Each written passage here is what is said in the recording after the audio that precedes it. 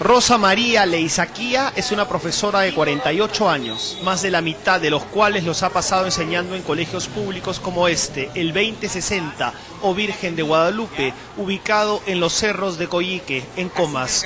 Una maestra de primaria a quien la noticia de haber quedado últimos en la prueba internacional PISA sobre educación la ha sumido en un dolor más que profundo. Hacemos infinidad de esfuerzos, ya sea económicos, ya sea de tiempo, ya sea de psicólogos, de madres, de padres con ellos, porque casi todos tienen problemas. Con consternación porque los profesores tenemos la preocupación, pero el Estado no. Sus alumnos de quinto de primaria, de familias disfuncionales, muy pobres, y varios de ellos con la desnutrición soplándoles la nuca, por si acaso, leen de una forma bastante aceptable. Vamos a hacer un pequeño test de lectura, rápido, a ver. La historia comienza en el año 1651, cuando un esclavo angoleño pinta la imagen del Señor de los Milagros en una de las paredes del galpón donde vivía. Los primeros en rendir homenaje al Cristo de Pachacamilla fueron los esclavos de la huerta del mismo nombre. En aquella primera procesión, los encargados de llevar sobre sus hombros las andas de madera fueron hombres devotos. Esta es una clara señal que la aleja de las huelgas y de la satanización del sindicato al que pertenece, el SUTEP, y denuncia lo de siempre, el escaso presupuesto, más allá de su salario de 1.400 soles con el que tiene que trabajar en Coyique. ¿Qué cosas tiene que comprar usted que el Estado en teoría les debería de proporcionar? Plumones, mi caja de tizas que me la compré yo. ¿Ni las tizas le dan? Ni las tizas. La última goma que la he comprado yo, porque los frascos de goma ya se acabaron. Papelógrafos que a la mañana he mandado a comprar 5 pliegos, 50 céntimos, ¿no, Angelo? Sí. ¿No le dan eso, profesor? No, para nada, para nada. A pesar de su esfuerzo, ella y sus alumnos son una muestra de la precariedad de una educación, la peruana, que se ha comparado con las de 65 de las economías más poderosas del mundo. Ojo, no con todo el mundo. Y eso nos revuelca y nos humilla. Nuestro ingreso per cápita, índice de calidad de vida que resulta de dividir el PBI entre el número de habitantes de un país, solo bordea los $11.000 por año. Nos hemos comparado con aquellos países miembros de la OECD que tienen como promedio alrededor de $35.000, ¿no es cierto? Nosotros tenemos 10.000, es decir, nos llevan más del doble. Entonces hay una correlación directa. Si uno mira la distribución del rendimiento de los países en el promedio nacional, comparado con el ingreso per cápita por habitante, nos vamos a dar clara cuenta que aquellos países que tienen un per cápita más alto tienen mejores resultados. Complejos, valiosos y para nosotros lacerantes gráficos, perturbadores rankings en los que Perú es el último de la fila en comprensión lectora de matemáticas y de ciencias conforman las conclusiones de esta prueba, la PISA, la más famosa del planeta, llevada a cabo cada 3 años por la Organización de Cooperación y Desarrollo Económico. PISA significa Programa Internacional para la Evaluación de Estudiantes y es un examen que intenta medir entre escolares de 15 años, no si los alumnos se saben los contenidos de las asignaturas, sino lo que estos saben hacer con lo que han aprendido. En el Perú se evaluaron 240 colegios entre públicos y privados. El Perú en todos estos 10 años de PISA ha participado en 3, 2001, retomó 2009 y ahora 2012, y entonces ver la evolución en el país creo que es mucho más potente inclusive que compararnos con Finlandia. Por supuesto vamos a estar en relación a ellos mal, ¿no? Y estamos realmente mal, no solo por lo explicado en relación al ingreso per cápita, sino también por un dato claro y contundente en ese mismo sentido.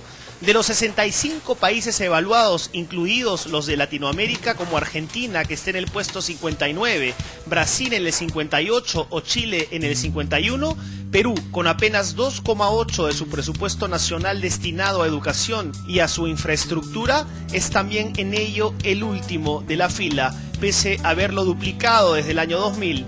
La relación es tan directa como catastrófica. Ya no se trata de economía, sino de ética.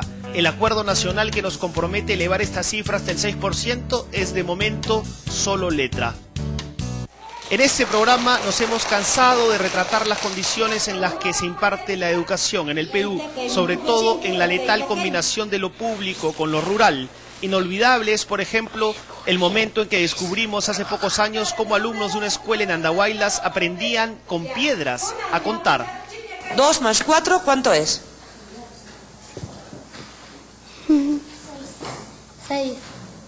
Nadie hace caso y nadie pone en el tapete la necesidad de incrementar el presupuesto porque origina consecuencias. Tenemos déficit de 2.232 instituciones educativas para coberturar el nivel inicial, tenemos déficit de 318 instituciones educativas para coberturar el nivel secundario y solamente en la zona rural tenemos el 27% de estas instituciones en decadente estado de infraestructura y el 35% de instituciones que no tienen pizarras. Entonces, en esas difíciles condiciones no vamos a poder desarrollar la enseñanza-aprendizaje.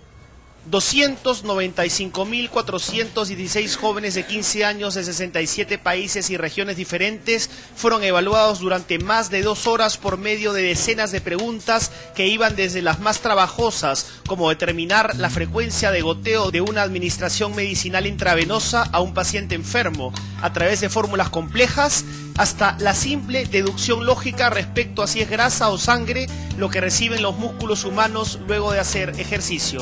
Perú, último en todo, con un promedio de 368 puntos, mientras que Shanghái, China, por ejemplo, el primero en todo, obtuvo 613.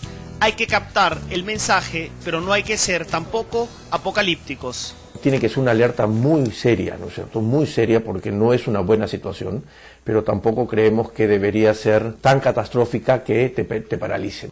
Antes de sumergirnos en el oscuro hoyo de nuestra situación y paralizarnos, el investigador sobre educación Ricardo Cuenca nos ayudó a ubicar los aspectos positivos que, por cierto, también arroja esta evaluación. Lo que hay que mirar es que entre el 2009 y el 2012 ha habido una mejora en el país en todas las áreas. ¿Sustancial? Sí, digamos que sí, teniendo en consideración el lugar en el que estamos y la situación en la que están nuestros estudiantes. ¿Una mejora digna de celebrar, digamos? No, digna de celebrar no. Pero por lo menos te permite darte cuenta que si ha habido una mejora hay que evaluar por qué ha sido esa mejora. Somos el país que más ha mejorado en todas las áreas, en más del 3%.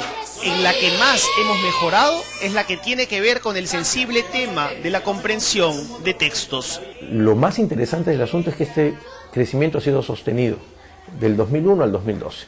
Es decir, en estos 10 años algo ha pasado en el país que ha hecho que a pesar de tener unos resultados malos en comprensión lectora, tengamos una subida constante año a año que nos coloca en casi el doble de puntos que cuando empezamos en el 2001.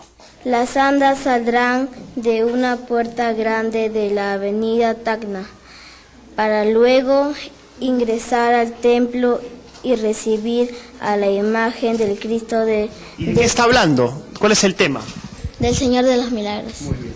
Esto podría ser el resultado de una continuación en el enfoque de los métodos de enseñanza de lectura hasta convertirse en política de Estado, que no depende de los gobiernos de turno. El otro aspecto muy interesante, al margen de las pruebas, es que los alumnos peruanos de un tiempo a esta parte faltan muy poco a clases. Y eso es un indicador también muy interesante que está llevándonos a una discusión que tiene que ver con calidad versus cantidad de horas. Está bien que los alumnos estén permanentemente en el aula, pero hay muchos que no atienden y muchos que no entienden por la desnutrición crónica. Hay muchos problemas que tienen en el hogar de la familia, donde por conflictos entre los padres, los alumnos no están con la tranquilidad psicológica para atender las sesiones de aprendizaje que le brinda el maestro.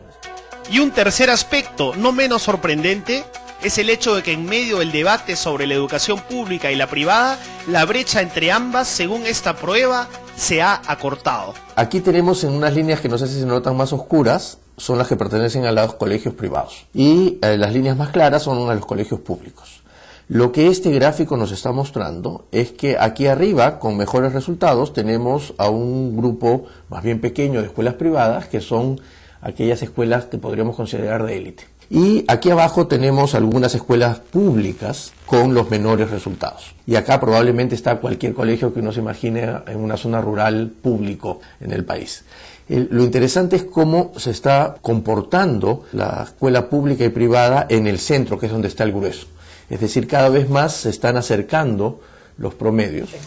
Con esto se rompe el mito de que lo privado siempre es bueno por naturaleza e indica que hay escuelas privadas de muy buen nivel, pero también que hay un grueso de estas que no está tan bien y que coexiste en el mismo sitial que el de las mejores escuelas públicas. Por tanto, se democratiza un poco el asunto y se enriquece el debate sobre cómo se está regulando la calidad de la educación privada en nuestro país. Si hacemos un estudio de investigación, la mayoría de instituciones educativas privadas funcionan en casonas, funcionan con profesionales no titulados y lo que es peor aún, se los maltrata porque no se les paga ni siquiera el sueldo mínimo vital, se les paga un sueldo paupérrimo, no están funcionando dentro del área correspondiente para desarrollar la educación, no tienen áreas verdes, etcétera. Entonces, no es muy buena la educación privada. Las pruebas PISA nos indican también que los alumnos peruanos son algunos de los escolares más felices del mundo, aunque parezca mentira. Esto también nos lleva a una discusión interesante. ¿Cómo terminamos de definir como país qué es calidad educativa para que cada vez que hay una evaluación no me digan, oye, somos los últimos o somos muy malos?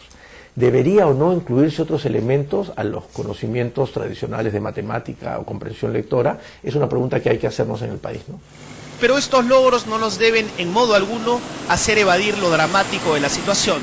La data de PISA indica que más de la tercera parte de los escolares peruanos en una escala del 1 al 6 se encuentra por debajo del razonamiento elemental en todas las áreas. Es decir, en la escala del 1 al 6, aún cerca del 30% está por debajo del 1. Se podría decir que esto ya atenta contra los derechos humanos. Yo podría hasta entender que hay en el nivel 1 o 2, pero en el -1, es decir, que no logren ni siquiera hacer lo que mínimo que se espera, no es aceptable. Entonces, esto es bien interesante porque esto genera una discusión. ¿Dónde apuesto? ¿Apuesto en mejorar a los que están más o menos? ¿O apuesto a sacar del foso a los que están mal? Sacar a estos niños del inframundo en el que se encuentran es un deber moral. Estos niños no van a tener ninguna posibilidad en la vida si siguen acá. Y este de acá puede pues bandeársela un poquito, tratar de salir. Pero estos que están acá abajo no van a poder salir. Así como no puedes aceptar que haya una persona que no tenga que comer, que no pueda tener ni una vacuna, yo no puedo aceptar que haya un niño en un nivel -1. No puedo, o una niña o un joven. No debería indignarnos. Esa persona que se encuentra en el nivel -1 y que tiene 15 años probablemente no va a tener oportunidades en la vida. ¿No es cierto? Porque no tiene las capacidades mínimas para poder enfrentarse. ¡Perú! ¡Mi país! ¡Perú! ¡Mi país! ¡Perú! ¡Mi país! ¡Perú! ¡Mi país! Para usted, profesor, ¿qué es el Perú? Una enfermedad. Con crecimiento, pero sin educación, nunca llegará el desarrollo. Y eso, como bien lo dijo este profesor Ashaninka, sí que es una enfermedad.